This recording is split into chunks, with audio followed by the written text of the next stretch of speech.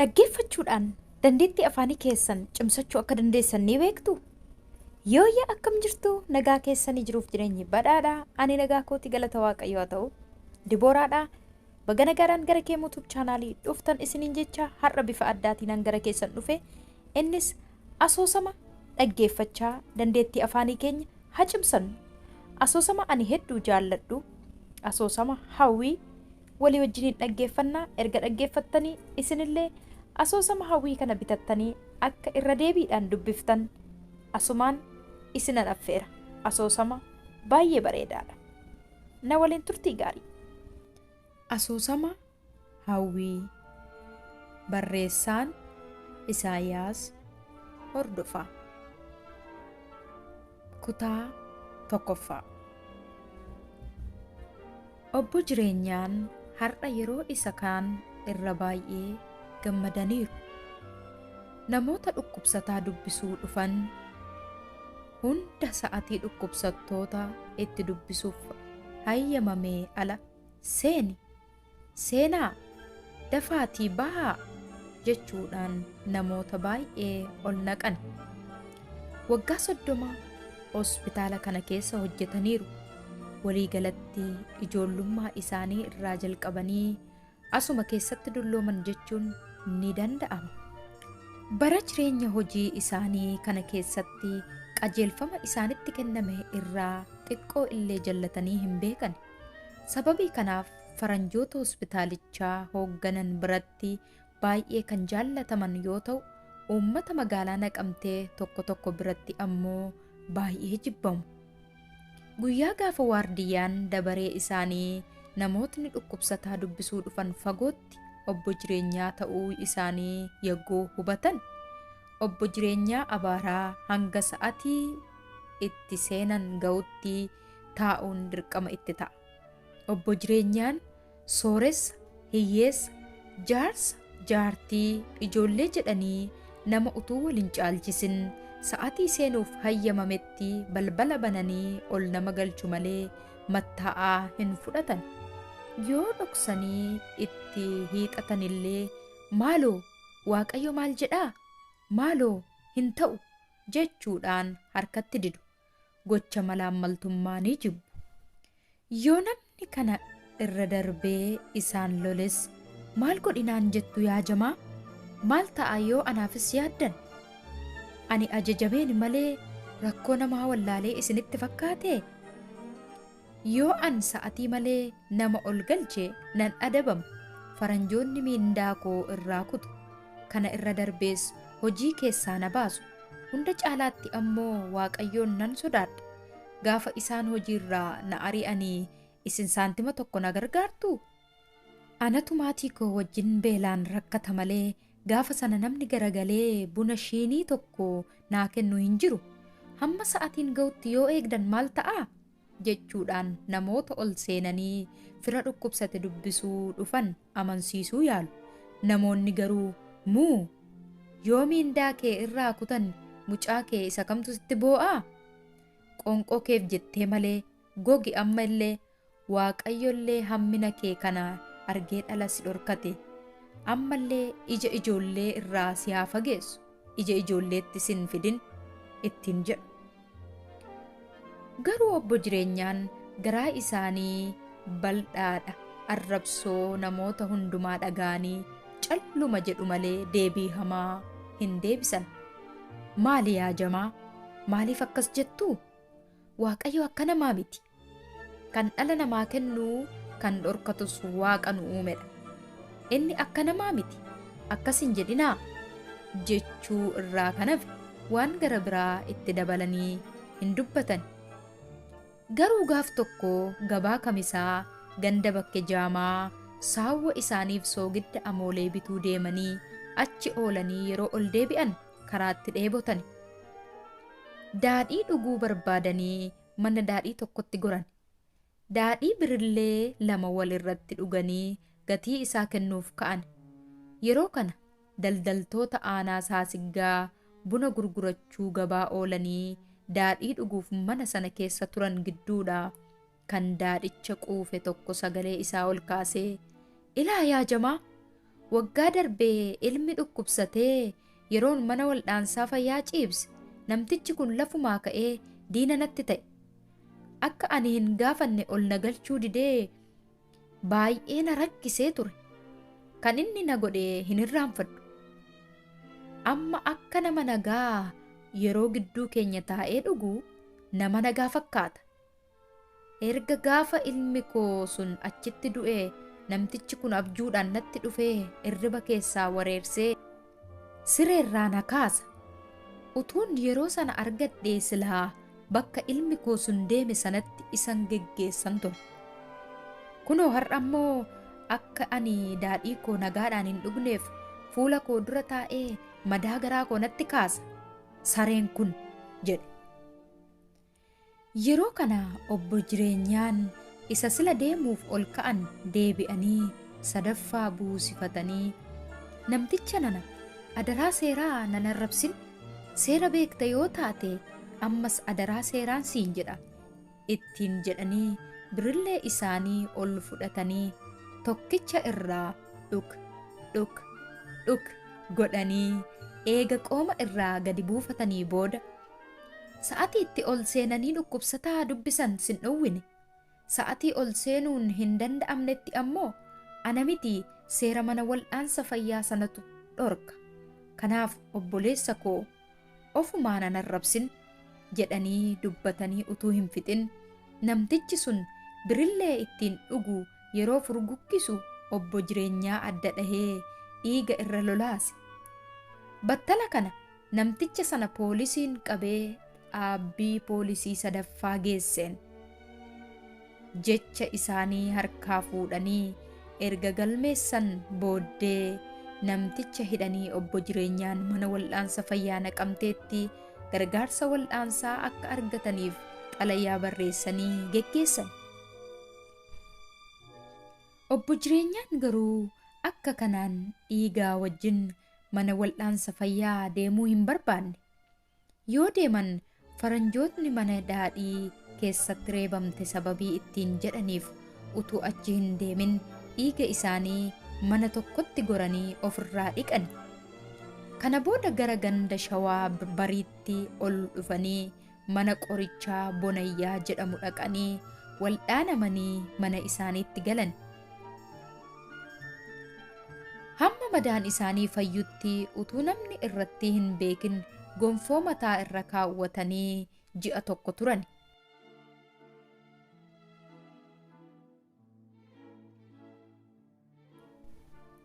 Namticha isaan rukutes mana murtiitti wajjin deddeebi'uu sababii hin barbaanneef calluma jedhanii dhokfatanii dhiisan. Sababii kana ta'eef erga gaafa sana mana daadhii keessatti rukutamanii obbo jireenyaan qofaa isaanii magaalaa Naqamtee ganda isaanii Jaatoo irraa fagaatanii ganda Shawaa Barrii jedhamee beekamu darbanii hin beekan. Yoo al tokko tokko daadhii dhuguu kajeelan ganda isaanii keessa jiraatan naannoo mana wal'aansa fayyaa Naqamtee keessaa mana daadhii haadha Efreem, mana Tuujubee, mana haadha Ijigaayyoo, mana haadha Mitikkee jedhaman malee ganda mana Shoogalee bira darbanii daadhii mana Xaanfellee dhaqanii hin dhugani.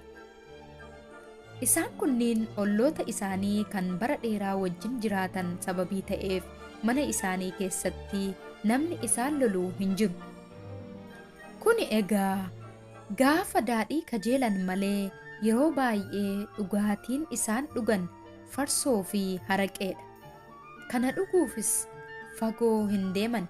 Mana wal'aansa fayyaa Naqamtee gara gadiitti kan argamu mana obbo Bulchaatii dhugu. Haati manaa obbo Bulchaa aadde Dinsiriin farsoon isheen naqxuu fi haraqeen isheen baastu ganda Jaatoo naannoo mana wal'aansa fayyaa sanaatti beekamaadha. Obbo Bulchaa fi obbo jireenyaan umuriidhaan waliin gitan yoo ta'ellee ollummaa gaariidhaan baroota dheeraaf wajjin jiraatu. Manni isaanii lamaan wal qabataadha. Keenyan isaa kan wal qabatedha. Abbaan manaa aadde Dinsirii obbo Bulchaan ogeessa ijaarsa manaati. Mana ijaarsa malees boolla mana fincaanii, girgiddaa qotuu, dallaa manaa ijaaruu fi kan kana fakkaatan ni hojjeta. Hojiiwwan kunniiniif ollooti isaa obbo Bulchaa filata. Hojiin isaa gaariidha jedhu. Kanaaf gaafa hojiin jiru burruusaa fi qottoo isaa gatiittii irra kaawwatee hojjechaa oolee kan argate qabatee gala. Jireenyi isaanii kun fooyyee sababii hin qabnee fi rakkoo keessaa ba'uuf haati manaa isaa aadde Dinsiriinis gama isheetiin farsoo naqxee haraqee baaftee wal gargaaranii jireenya rakkoo kana mo'achuuf baay'ee carraaqu. Obbo Jireenyaanis miindaan isaanii baay'ee xinnoo sababii taateef haati manaa isaanii aadde Bashaatuun shaayee danfistee daabboo wajjin gurguruudhaan wal gargaaranii jiraatu. Jireenyi maatii kunniin lamaanii haala kanaan kan wal fakkaatu yoo ta'u, karaa gara biraan ammoo dhala malee hafuu isaaniitti baay'ee gaddu turan. Buna danfisanii wal waamanii yeroo taa'anii wajjin dhugan waa'een haasaa isaanii inni guddaan hiyyumaa fi dhala dhabuu isaaniiti. Obbo Jireenyaan maal goona aadde Dinsirii achumaa nu dide yeroo jedhan aadde Dinsiriinis itti dabaltee maal godhu waaqni keenya inni nu uume nutti haa araaramu malee homaa hin jedhu bulee coomaa jedhu mitiiree jetti. Obbo Bulchaan ammoo jara keenya ofumaa waan hin taane maaliif yaaddu? Mee isa dhiisaa, rakkinaa fi hiyyuma kana irratti ammoo ijoollee dabalannee maal nyaachisnee maal itti uwwisnaa? Waaqayyo dhala yoo namaa kenne qabeenyaa wajjin ta'uu qaba. Kana malee ofii keenyaafuu waan nyaannee bullu hamma nu ga'u hin arganne. Nama gara biraa ammoo ba'aa maaliif ofitti daballaa? jedha abdii kutannaadhaan. Haati manaa obbo Jireenyaa aadde Bashaatuun garuu dubbii fi hojii waaqaa keessa galtanii cubbuu hin dubbatinaa. Yaa Waaq galata kee biddeena kee nyaadhaa waan nu kennitee fi si galateeffannaa. Kan borimmoo akka nun dhorkanne si kadhanna jennee gara waaqa keenyaatti iyyachuu malee waaqa komachuun gaarii natti hin fakkaatu. Kan qocaaf kaa'ee allaattiin hin fudhattu jedhu mitiiree? Kan nuuf kaa'ee nun dhorkatu mee cubbuu dubbachuu dhiisaa. Carraa keenya waaqa biraa hin dhabnu.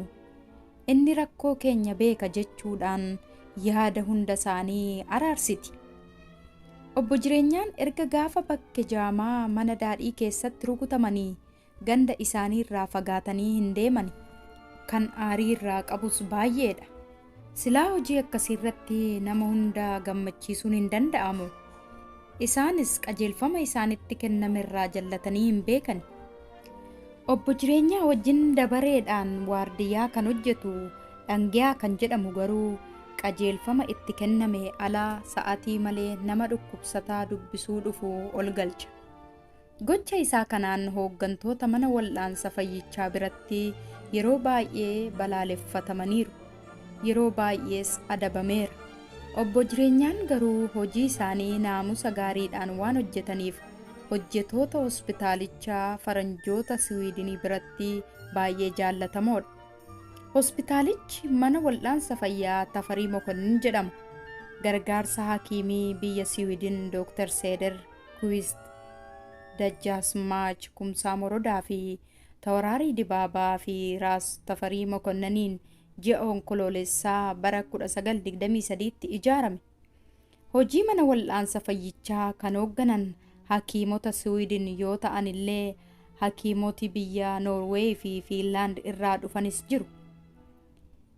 Isaan kana gidduudha obbo Jireenyaa baay'ee kan jaallattu hakiimii biyya Siwiidin Ruut jedhamtudha.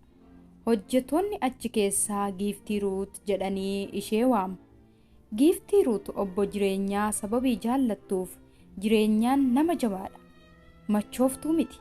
Waardiyyaa jabaadha ittiin jetti. Afaan Oromoo sirriitti dubbatti. Obbo Jireenyaa yeroo argitu haasawaadhaan jajjabeessiti. Obbo Jireenyaanis gaafa horii dhaban Ruutiin deemanii dubbisu. Giiftii Ruut akkam jirtu jedhu amalaaf. Jireenyaa akkam fayyaadhaa? Rakkoon jiraa? jettee gaafatti. Obbo jireenyaanis lakki anoo harka keessanin yaade jedhaa amalaaf lafa ilaalaa mataa hooqqatu. Isheenis ahaa birrii rakkattee ittiin jettee kan ishee harka jiru keessaa itti kennitee deemti. Obbo jireenyaan dubbii giiftii Ruut keessaa kan isaan dinqu afaan Oromoo akka gaariitti dubbachuu isheeti. Yaa faranjii, afaan Oromoo kan Sidaamni tuffattu jaallatti? Yeroo Oromoo wal'aantu afaan Oromoo itti dubbatti. Warri Sidaamaa tokko tokko tuffii irraa kan ka'e utuu beekanii hin beeku jedhu. Faranjiin kanumatti Abashaa caalti. Amaariffa dhiisanii afaan Oromoo barachuun isaanii bu'aa isaa beekaniiti miti. Biyya Oromoo keessa waan hojjennuuf afaan Oromoo baruu qabna jedhanii jaallatanii ittiin hojjetu. Haalli faranjoota kunneenii obbo jireenyaa baay'ee dinqisiisa. Faranjoonni hospitaalichaa Dr. Stiik, Keeyisaa, Margareet, Ingiriid, Gunaar, Dr. Ma'eer jedhamu. Isaan kunniin afaan Oromoo baruuf yaalii guddaa godhu. Giiftii Ruutii fi isaan tokko tokko garuu dhukkubsatoota dubbisuuf turjumaana osoo hin barbaadin afaan Oromootiin dhukkuba isaanii gaafatanii wal'aansa fayyaa kennu. Keessumaa obbo jireenyaa kan garaa isaan nyaatu Giiftii Ruut obbo jireenyaa yeroo argitu, jireenyaa meerree mucaan hin jiru maalii? Dafiitii mucaa godhadhu, Siwiidinii fuudhee deemee achitti barsiisee dooktara hakiimii ta'ee deebi'ee dhufee si gargaara. Birriin siif kennu kun yeroof malee furmaata waaraa hin ta'u.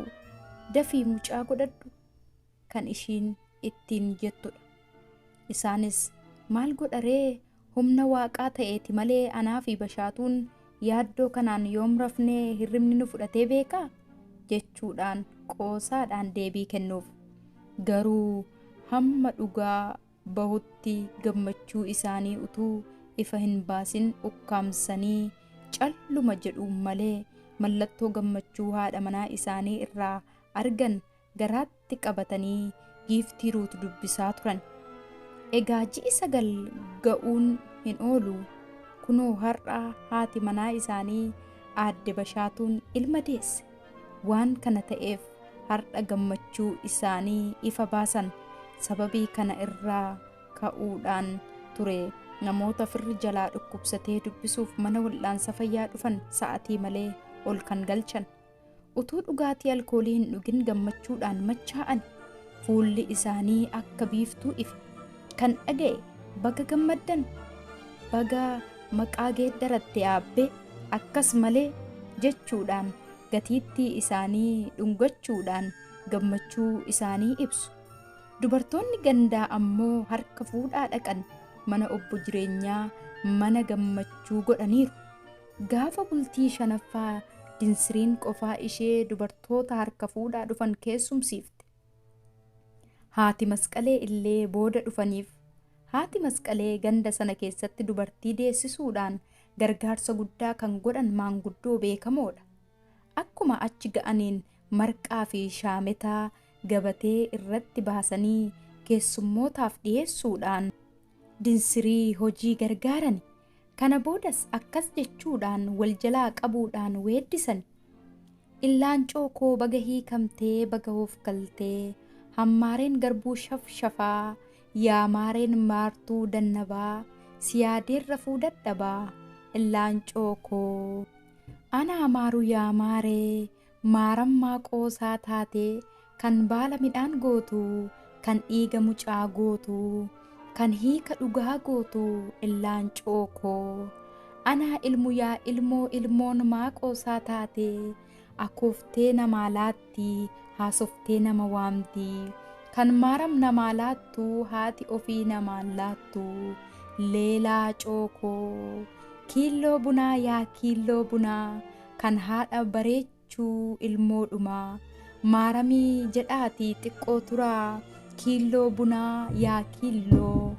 Sunqoo jette maaramiyee sunqoo hammaarrii shana kaawwattee yeroo ittidhaa shanna waammattee hiikamtee kaatee na irraanfattee jette maaramiyee sunqoo. Egaa akkas jedhanii weeddisan booda dubartii dhala dhabdeef ammoo akkas jedhanii weeddisan. Asham deessuu yaa maaram dhabduudhaan dhageessuu jaldeessi baddaa qoommii qalmee wawwaachisaa. Dhabduunis baachuun dinnee maaramtu wal caalchisaa. Ammatuun maaree ta'ee dhabduudhaa mucaa kenneen fincaaniin darsaa dha'ee waan isheen jettu laalaa asham deessuu. Kana booda aadde Dinsiriin akkas jechuudhaan weeddifte. Asham deessuu yaa maaram dhabduudhaan dhageessuu akka abbaa fardaa beekaarraan gadee kaachisaa. Akka abbaa warraa beekaaniitii deessu caalchisaa. Geengoo jedhee na cabsee gindoo isaa na baachisaa. Yaa maaram hundaaf giiftii rakkoo konaaf hiikii yookaan ilma naa kennii beekaattan moggaafadhaa yookaan durba naa kennii beektuutiin moggaafadhaa yookaan du'a naa kennii waa'ee koon obbaafadhaa jechuudhaan Dinsiriin weeddiftee maaramiin kadhatte. Obbo jireenyaanis yaa waaqa galata kee jechuudhaan gammachuu isaanii kana giiftii Ruutitti deemanii himan. Ruutis baay'ee gammaddee uffataa fi gargaarsa horii kenniteef. Barumsas hamma achi jirtutti gargaaruuf gaafa biyya ishiitti deebitu ammoo achi irraa akka ergituuf mucaanis yeroo kutaa 12 raawwattu biyya Siwiidiniitti fudhattee akka barsiiftu waadaa seenteef. Kanumaan jireenyi isaanii du'ee ture lubbuu horachuu isaatti ilma argatan. Kana latii jedhanii moggaasan latii jireenyaa. Ollaa isaanii kan ta'anii aadde Dinsirii fi obbo Bulchaan garuu jireenya isaanii hamma ammaatti gaaf tokkollee gammachuu hin qaban. Sababiin kanaas dhala dhabuu isaaniiti. Dinsiriin latii akka lubbuu isheetti jaallatti. Isumaan gadda ishee obsiti. Guyyaa guutuu dugda ishee irraa hin bu'u. Bifti isaa diimaa baay'ee bareedaa kan nama mararudha. Qaamni isaa guutuu gichillaan kun yeroo miilla lamaan dhaabbatee xiqqoo lama tarkaanfatee madaala qaama isaa eeggachuu dadhabee yeroo harkaan lafa qabatu wayyoo anaan jettee fiigdee dursitee lafa kufee kan isa kaastu aadde Dinsiriidha. Aadde Bashaatuun maqumaaf deesse malee mucaan yoo of irratti fincaa'es bobba'es kan irraa haxooftee iqxee itti uwwistu aadde Dinsiriidha. Haati latii yoo mucaa ishee yaadde mee fidi aadde Dinsirii koo nan hoosisaa jechuudhaan tooftaadhaan harkaa fudhatti. Kana malee aadde Dinsiriin toleen jettu. Amma mee yaa Bashaatuu koo mucaan nan beela'e yoomsiin jedhee jechuudhaan itti dallanti.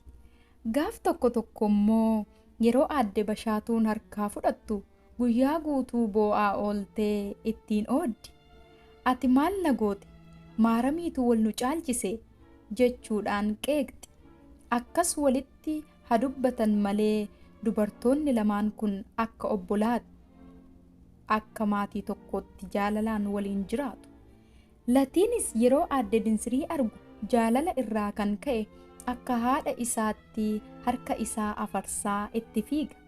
Yeroo kana aadde Dinsiriin ol fudhattee dhungattee baattee yoggaa wajjiniin taphattu baay'ee nama dinqu.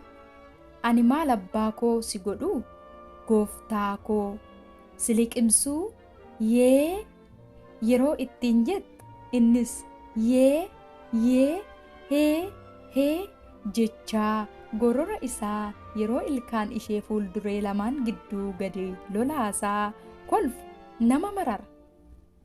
Akka kanaan aadde Dinsiriin dhala dhabdee argachuuf utuu hawwituu latiin dhalatee waggaa 2ffaa irratti durba deesse. Kanawwan dhabanii jireenyi isaanii inni gaddaan golgamee ture gammachuudhaan bakka bu'e. Kan hawwaa turan waan argataniif maqaa ishee hawwii jedhanii moggaasan. maatiin lamaan kunniin dhala argachuu isaaniiti. Waaqa isaanii galateeffachaa jireenya wajjin qabsaa'uu itti fufan. Ijoolleen kunniin qe'ee isaanii keessaa burraaqanii taphachaa oolu. Warri isaaniis jireenya isaanii fooyya'uu didetti yoo gaddan illee daa'imman isaanii yeroo akkas fiiganii taphatan gaddi isaanii gammachuutti geeddarama. Guyyaa gaaf tokko haati latii bashaatuun biqila farsoo ala aftee indaanqoon duraa facaafnaan kuti ush ush kuti jechaa dhagaa itti darbachaa gadi baatee yeroo ofirra dugda duubatti mil'attu dallaa manaa gara harka bitaan habaaboo gidduutti waa argite. Afaan ishee qabattee haadha hawwii aadde Dinsirii waamte. Haadha hawwii, yee haadha hawwii, woo kottu adaraa waaqaa raajii ijoolleen hojjechaa jirtu ilaali jettee sagalee ishee gadi qabdee waamte. Haati hawwii yeroo dhuftu maal argiti laata? Kutaattaa nutti walii wajjin ilaalla hagasitti nagaatti tura.